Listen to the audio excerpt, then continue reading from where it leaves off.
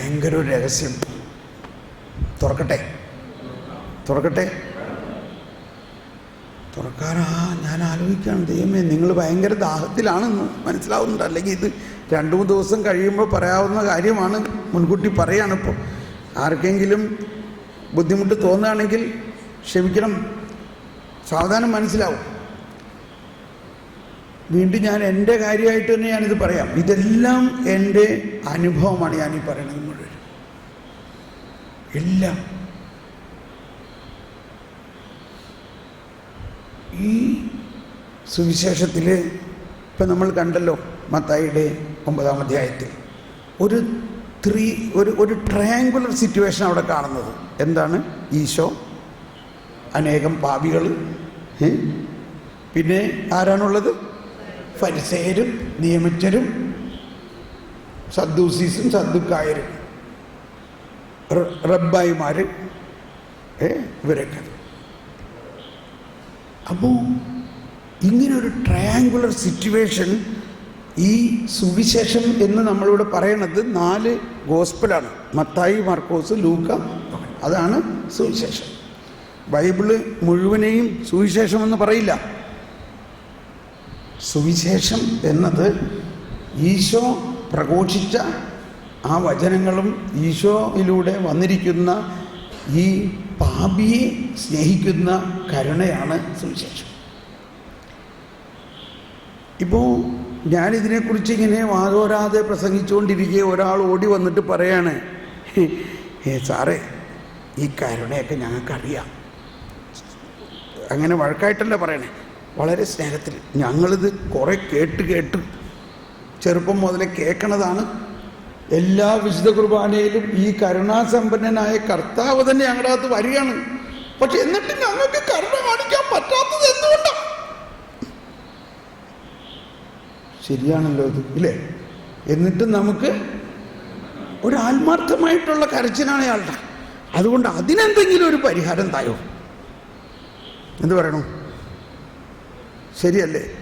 ശരിയാണോ ഇല്ലയോ? അതെ. കരുണയെക്കുറിച്ച് കേട്ട് മടുത്തു. കരുണയുടെ ലോകവും നമ്മൾ ചുമന്നുകൊണ്ട് കിടക്കുന്നുണ്ട്. കരുണയുടെ ലോകം ഇവിടെ ഇല്ലേ? ഇവിടെ ഇല്ല. നല്ല കാര്യം. എന്താ കരുണയുടെ ലോകം? കരുണയുടെ ലോകയിൽ 3 കണ്ണ്. ശ്രദ്ധിച്ചോ? കർത്താവ് ഈശോ മിശിഹ ഒരു കുഞ്ഞാടിനെ തോളിലേറ്റിയിരിക്കുന്നു. ആരാണ് ആ കുഞ്ഞാട്? ഒരു പാപിയാണ്, അല്ലെങ്കിൽ നമ്മളാണ്, ഇല്ലേ?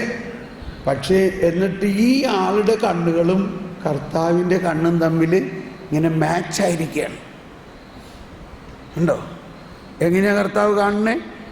കർത്താവ് മനുഷ്യൻ്റെ കണ്ണിലൂടെയും കാണുന്നു, മനുഷ്യൻ കർത്താവിൻ്റെ കണ്ണിലൂടെ കാണുന്നു. 2 ആളുണ്ടെങ്കിലും 3 കണ്ണേ ഉള്ളൂ. അപ്പം ഇങ്ങനെ ഈ ലോകനെ കുറിച്ചൊക്കെ ഒരുപാട് നമ്മൾ പേപ്പറിലൊക്കെ വായിച്ചു. ഇതൊക്കെ വായിക്കുന്നുണ്ട്.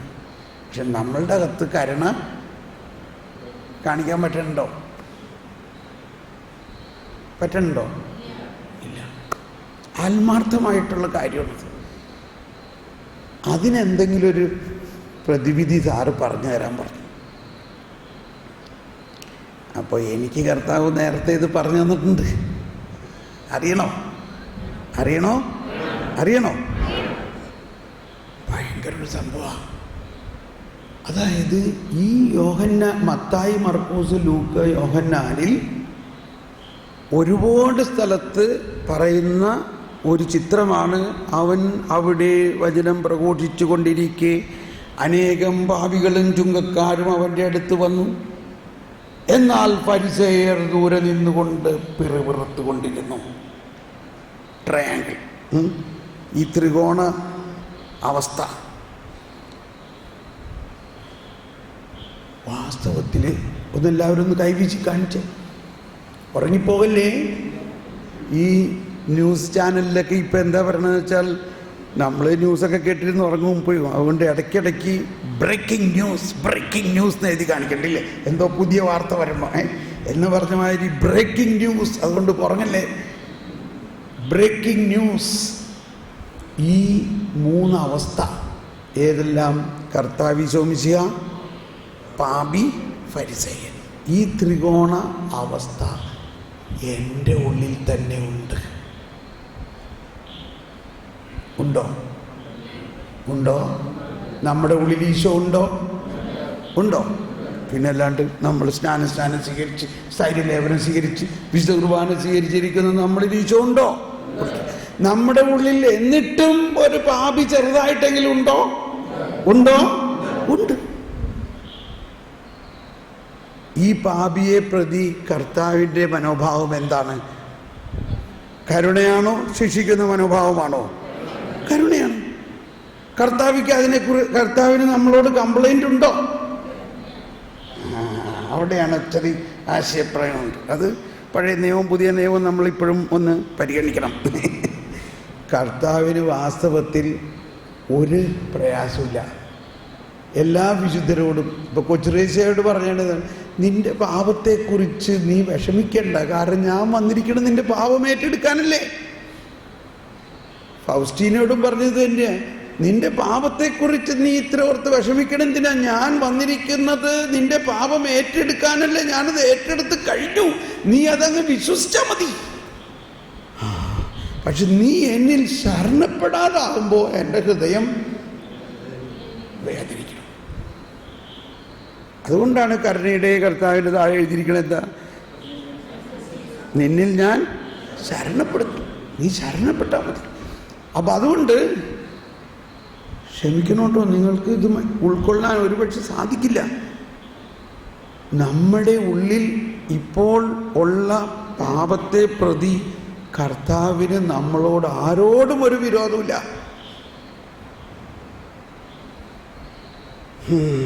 ഇപ്പം ആരോ ചിന്തിക്കണം, എൻ്റെ ബ്രദറെ ഇങ്ങനെയൊക്കെ പറയുകയാണെങ്കിൽ ആൾക്കാർ കൂടുതൽ പാപം ചെയ്യൂട്ടോ, അതുകൊണ്ട് ഇങ്ങനെയൊന്നും പറയണ്ട. കണ്ടോ? അതുകൊണ്ടാണ് നമ്മൾ പറയാത്തത്. അപ്പം നമ്മൾ സത്യം വെളിപ്പെടുത്തുന്നുണ്ടോ? ആ അവസ്ഥയാണ് നമ്മുടെ ഇപ്പോൾ. ഓക്കെ, അതവിടെ നിൽക്കട്ടെ. പക്ഷെ കർത്താവിനുള്ള പ്രയാസം എന്താ? കർത്താവിൻ്റെ പ്രയാസം നമ്മിലുള്ള പാപിയെക്കുറിച്ചല്ല, നമ്മിലുള്ള ഒരു ഫരിസേയൻ. നമ്മിലുള്ള ഒരു ഫരിസേയൻ കർത്താവിൻ്റെ കരുണയെ നമ്മളിൽ നിറഞ്ഞിട്ടും അതിനെ അമർത്തിപ്പിടിച്ച് പുറത്തേക്ക് വിടണില്ല. അത് നമ്മിലൊരു ഫരിസേയൻ ഉണ്ട്. ഇതെനിക്ക് കിട്ടിയ ഏറ്റവും വലിയ കണ്ടുപിടുത്തമാണത്, സ്നേഹമുള്ളവർ. ഈ ഫരിസേയനാണ് നമ്മളെ ദൈവൈക്യം അല്ലെങ്കിൽ നമ്മൾക്ക് ദൈവമായിട്ടുള്ള ഇൻറ്റിമസിയിൽ നിന്ന് നമ്മളെ അകറ്റുന്നത്. ഈ ഫരിസേയൻ മാറിയ ഉടനെ കാരണം നമ്മൾ ദൈവമായിട്ട് ഇൻറ്റിമസിയിലാണോ അല്ലയോ? ആണ്.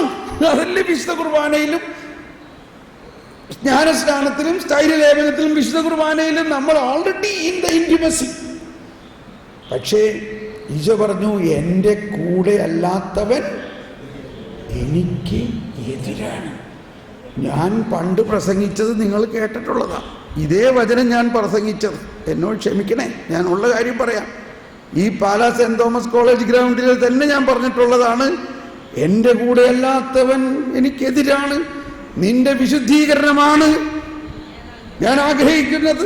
നിന്നിലുള്ള അശുദ്ധിയാണ് എന്നെ നിന്നിൽ നിന്നും ഞാൻ പറഞ്ഞിട്ടുള്ളതാണ്. പക്ഷേ കാലത്തിൻ്റെ തികവിൽ പൂർണ്ണമായവ വന്നപ്പോൾ അപൂർണമായവ അസ്തമിക്കണം. ഇപ്പം എനിക്ക് മനസ്സിലായി, എൻ്റെ പാപത്തേക്കാൾ, കണ്ടോ, മത്തായിയുടെ പാപത്തെ, മത്തായിയുടെ വിളി, അപ്പസ്തോലനായ വിളി രൂപപ്പെടാൻ മത്തായിലുള്ള പാപം വല്ല തടസ്സമുണ്ടായോ?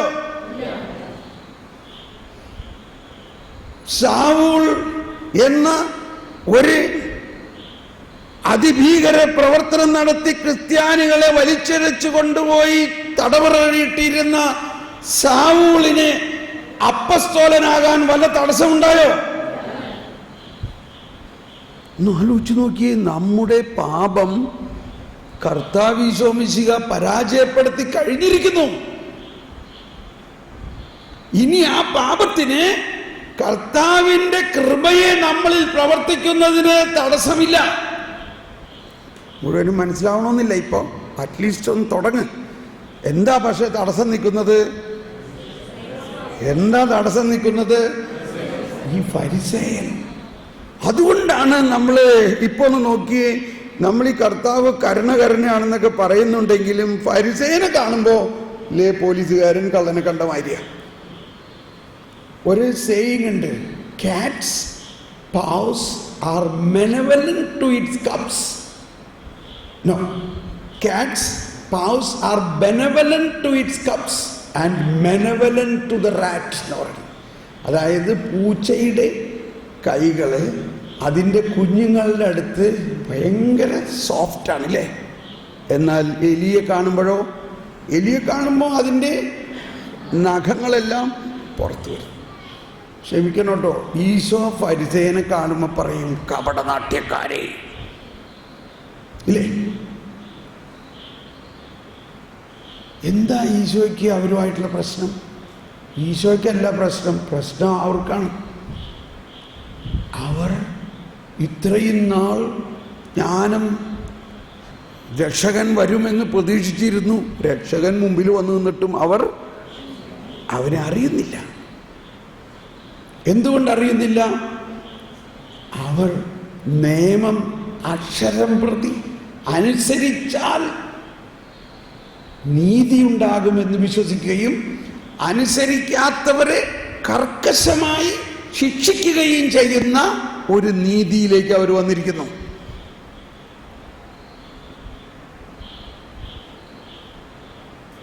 അവിടേക്ക് ഇപ്പോൾ പോകാൻ സമയമായിട്ടില്ലെന്ന് തോന്നണം അല്ലേ? ഇപ്പോൾ പോകണ്ട നമ്മൾ അത്രയും വരെ പോകണ്ട, സാവധാനം പോകാം അവിടേക്ക്. അപ്പോൾ എന്താണ് ഫരിസേയ സ്വഭാവം എന്ന് പറഞ്ഞാൽ, ഈശോ മലയിലെ പ്രസംഗത്തിലെ 3-ാം ഭാഗം, അതായത് മലയിലെ പ്രസംഗം 5, 6, 7 5-ാം അധ്യായത്തിൽ മുഴുവനും ഈ ദൈവരാജ്യത്തിൻ്റെ ദൈവനീതി എന്താണ് ദൈവനീതി എന്നുള്ളതാണ്. 6-ാം അധ്യായത്തിൽ ആ ദൈവനീതിയിൽ പിതാവുമായിട്ടുള്ള പ്രേമബന്ധം, ആ പിതാവിൻ്റെ കൂടെയുള്ള പ്രാർത്ഥനയും പിതാവ് നമ്മൾക്ക് എന്തൊക്കെ തരുന്നു എന്നുള്ളതാണ്. 7-ാം അധ്യായത്തിൽ ഈ ദൈവനീതിക്ക് എതിരായിട്ട് നിൽക്കുന്നത് എന്തെല്ലാമാണ്. ഇത് കുമ്പസാരിക്കുന്നതിന് മുമ്പ് പറയാറുള്ള കാര്യമാണ്. ഇപ്പോഴേ അത് സംഭവം വന്നിരിക്കുകയാണ് കേട്ടോ. കുമ്പസാരം മറ്റന്നാളാണ്. നമ്മൾ കുമ്പസാരിക്കുമ്പോൾ ഈ പ്രാവശ്യം ഒരു പുത്തൻ കുമ്പസാരമാണ് നടത്താൻ പോണത്.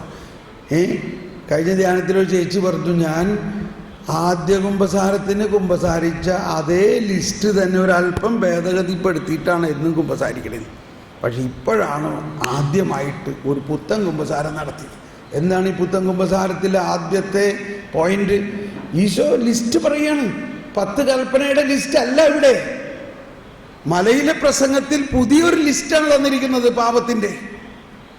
7-ാം അധ്യായത്തിൽ 1-ാമത്തെ വചനമാണ് നമ്മൾ ഇനിമേൽ കുമ്പസാരിക്കുമ്പോൾ ആദ്യം എടുക്കേണ്ട പോയിന്റ്. എന്താ പറയണേ? നിങ്ങൾ വിധിക്കുമ്പോൾ, നിങ്ങൾ മറ്റുള്ളവരെ വിധിക്കുമ്പോൾ നിങ്ങളെ തന്നെയാണ് നിങ്ങൾ വിധിക്കണേ.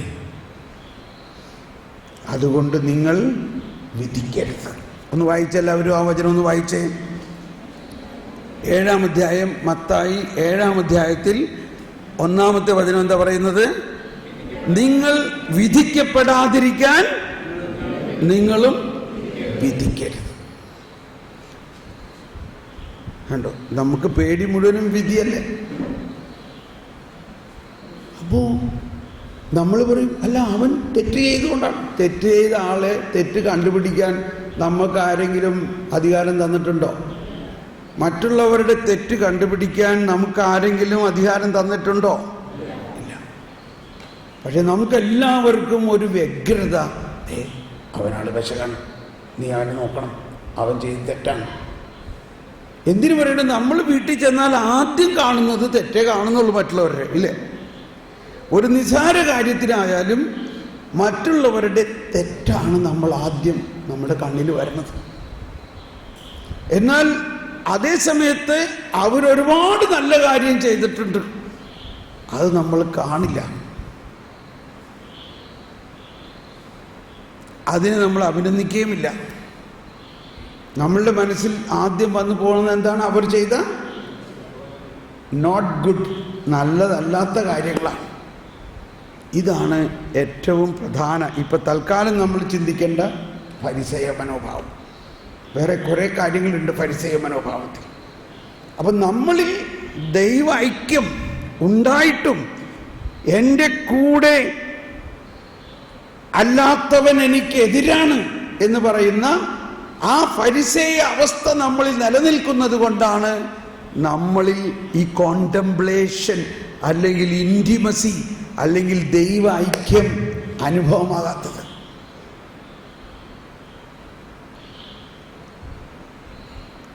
ഈ കാര്യത്തിലാണ് യേശയ്യ. അപ്പോൾ ഇങ്ങനെ അവിടെ കുറേ കാര്യങ്ങൾ പറഞ്ഞിട്ടുണ്ട്.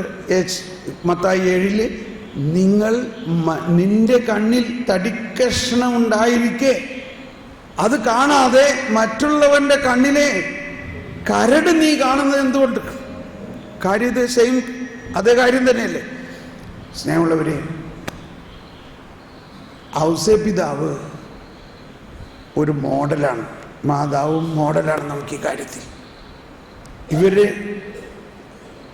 എന്താ ഔസേപ്പിതാവിനെ കുറിച്ച് പറഞ്ഞിരിക്കുന്നത്? അവൻ നീതിമാനാകയാൽ. ഇതാണ് ദൈവനീതി എന്ന് പറയുന്നത്.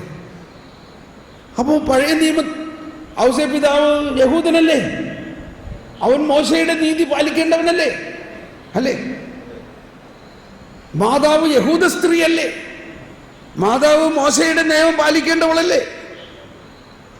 മോശയുടെ നിയമത്തിൽ എവിടെയെങ്കിലും എഴുതിയിട്ടുണ്ടോ വിവാഹത്തിന് മുമ്പ് ഗർഭിണിയാകാൻ? പറയും. വിവാഹത്തിന് മുമ്പ് ഒരു സ്ത്രീ ഗർഭിണി ആയാലത്തെ അവസ്ഥ എന്താ?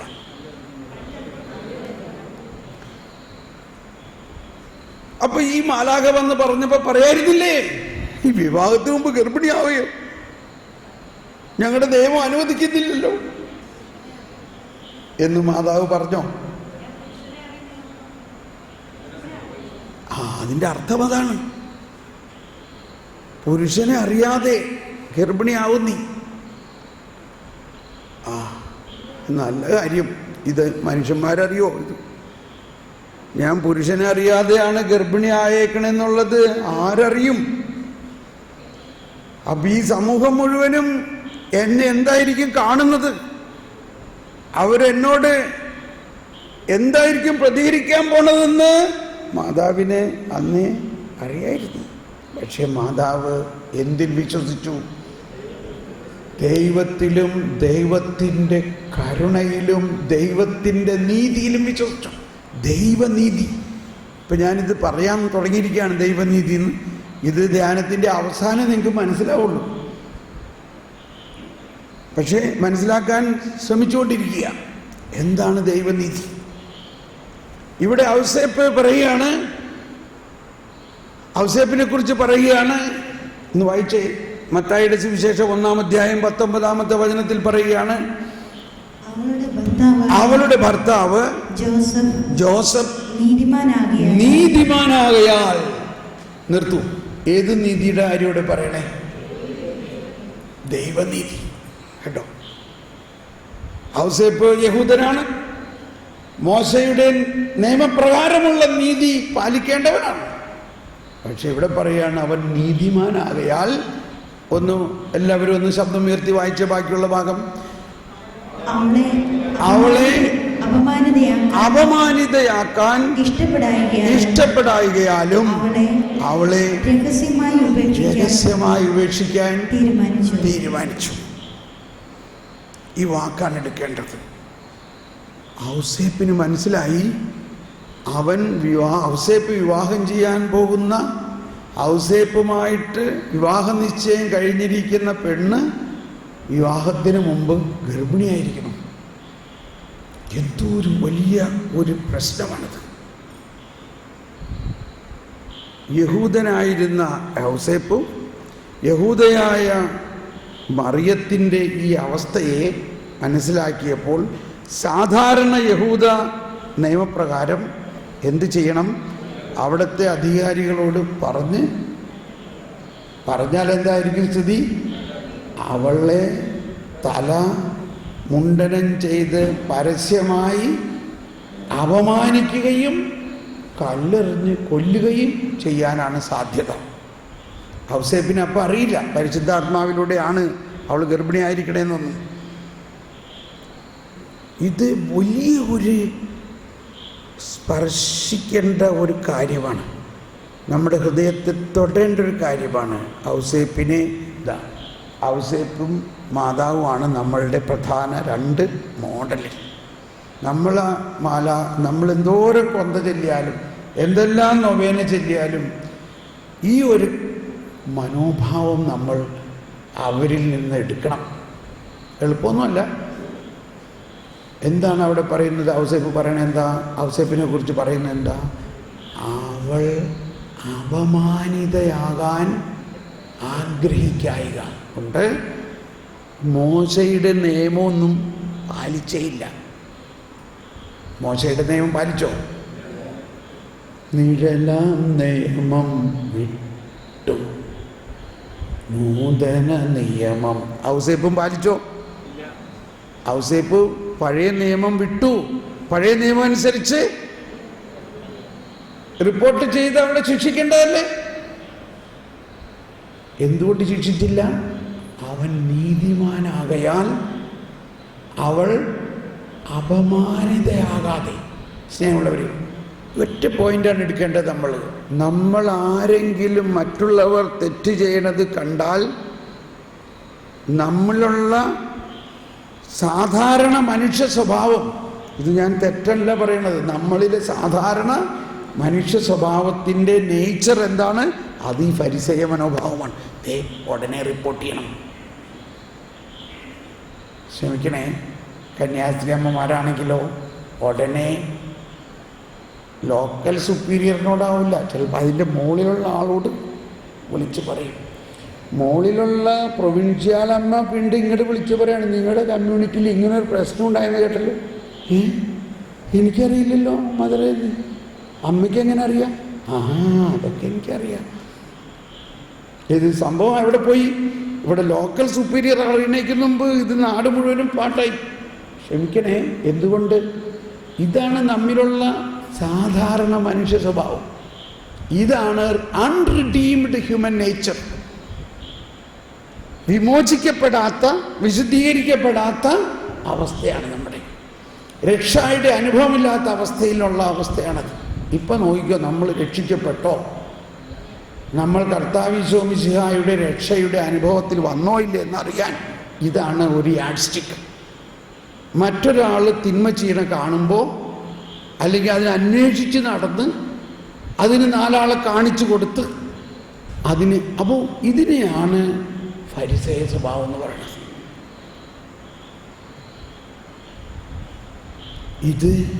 ഇതിനെ ഓപ്പോസിഷനായിട്ടാണ്, ഇതിൽ നിന്നും വളരെ വ്യത്യസ്തമായിട്ടാണ് കർത്താവ് ഈശോ മിശിഹ വരുമ്പോൾ ആ ഈശോ മിശിഹ എന്താ ചെയ്യാൻ പോകുന്നത്? അതാണ് ഏശയ്യ 42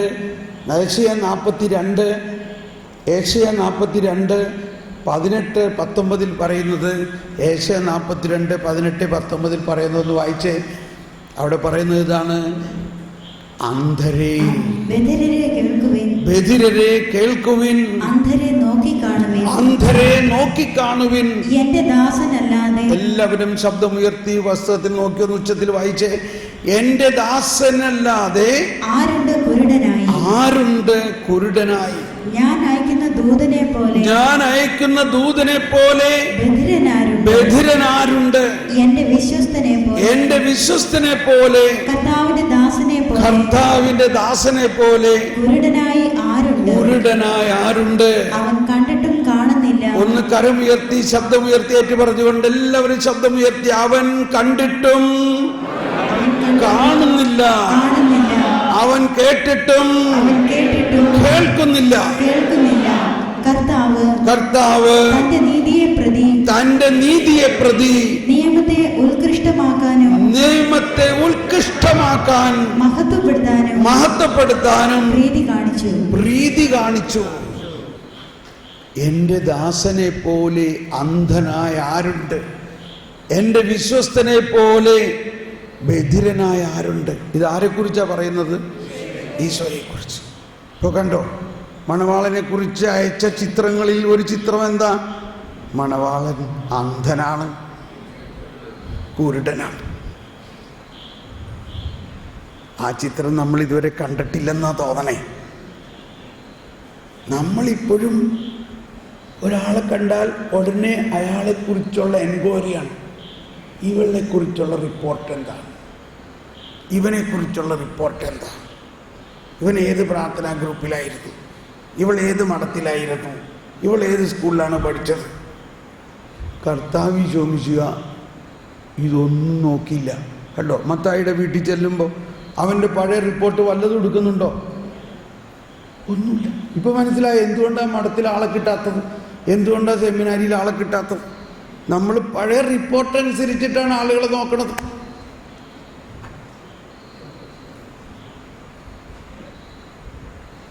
ഈ ധ്യാനം കഴിഞ്ഞ് കഴിഞ്ഞാൽ ഒരുപാട് ആളെ കിട്ടും. ക്രിസ്തു കേന്ദ്രീകൃതം, ക്രിസ്റ്റോസെൻട്രിക്. നമ്മൾ ക്രിസ്ത്യാനുഭവമൊക്കെ ക്രിസ്ത്യാനുകരണമൊക്കെ വായിക്കും, പക്ഷെ ഈ കാര്യത്തിൽ ക്രിസ്ത്യാനുകരണം ചെയ്യുന്നുണ്ടോ? ക്രിസ്ത്യാനുകരണം ബൈ ഹാർട്ടായിരിക്കാം, വല്ല പ്രയോജനമുണ്ടോ? ഈ ഒറ്റ കാഴ്ചപ്പാടിലാണ് വ്യത്യാസം ഉണ്ടാകേണ്ടത്. കരുണ. അപ്പോൾ എന്തുകൊണ്ടാണ്, ഇനിയിപ്പോൾ ഞാൻ പറഞ്ഞു വരട്ടെ, എന്തുകൊണ്ടാണ് ഈ കരുണാസമ്പന്നനായ ദൈവം നമ്മുടെ ഉള്ളിൽ വന്ന് വാസമുറച്ചിട്ടും കരുണ നമ്മൾ അനുഭവിക്കാത്തത്? നമ്മുടെ ഉള്ളിൽ ഒരു ഫരിസേയനുണ്ട്. ഈ ഫരിസേയ സ്വഭാവത്തെ ആണ് ഈശോ പറഞ്ഞത് പഴയ തോൽക്കുടം, പഴയ വീഞ്ഞ്, പഴയ വീഞ്ഞും പഴയ തോൽക്കുടം. അതിൻ്റെ അവസാനമാണ് ഈശോ പറഞ്ഞത് ഈ പഴയ വീഞ്ഞ് കുടിച്ച് പരിചയമുള്ളവർ അത് തന്നെ മതിയെന്നേ പറയുള്ളൂ എന്ന് പറഞ്ഞാൽ ഇത് അത്ര എളുപ്പമല്ല ഈ സ്വഭാവം മാറ്റാൻ. ഇത് നമുക്ക് മാറ്റാൻ പറ്റില്ല. ആർക്ക് മാറ്റാൻ പറ്റുള്ളൂ? പരിശുദ്ധാത്മാവിനെ മാറ്റാൻ പറ്റുള്ളൂ.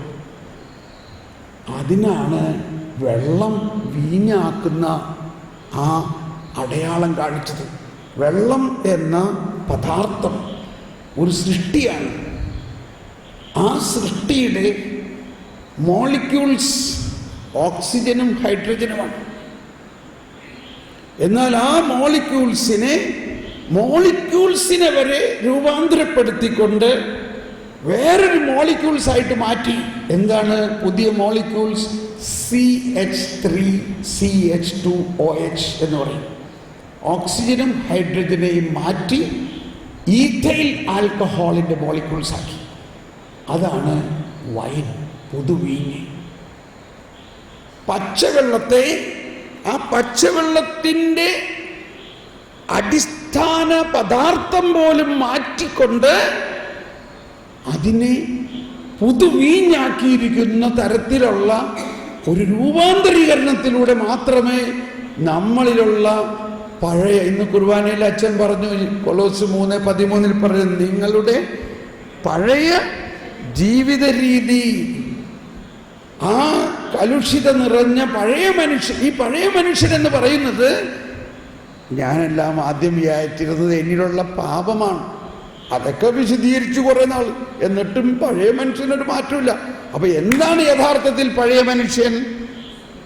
നമ്മളിലുള്ള ഫരിസേയനാണ്, നമ്മളിലുള്ള ഫരിസേയൻ. ഇനി ഫരിസേയ സ്വഭാവത്തിൻ്റെ വേറെ കാര്യങ്ങൾ നമ്മൾ നാളെയൊക്കെ പഠിക്കാം. ഇതിപ്പോൾ ഇന്ന് ഇത്രയും നമ്മൾ മനസ്സിലാക്കുക. ഇന്നത്തെ നമ്മുടെ ആരാധനയിൽ നമ്മൾ ഇതിനു വേണ്ടി കുറച്ച് പ്രാർത്ഥിക്കാൻ പോവുകയാണ്. അതിനുശേഷം രാത്രി 1 മണിക്കൂർ നിങ്ങൾ പ്രാർത്ഥിക്കുമ്പോൾ നിങ്ങളല്ല പ്രാർത്ഥിക്കേണ്ടത്, കർത്താവാണ് പ്രാർത്ഥിക്കേണ്ടത്. അപ്പോൾ നിങ്ങൾക്ക് ആഗ്രഹിക്കാം. എന്താഗ്രഹിക്കും നിങ്ങളിപ്പോൾ? എൻ്റെ ഈ ഫരിസേയ സ്വഭാവത്തെ മാറ്റി അങ്ങ് തന്നെ എൻ്റെ പച്ചവെള്ളമാകുന്ന എന്നെ മുന്തിരിച്ചാറാക്കി മാറ്റണേ. ഇത് പച്ചവെള്ളത്തിന് പറ്റുമോ? സ്വയം നമുക്കിത് പറ്റുമോ?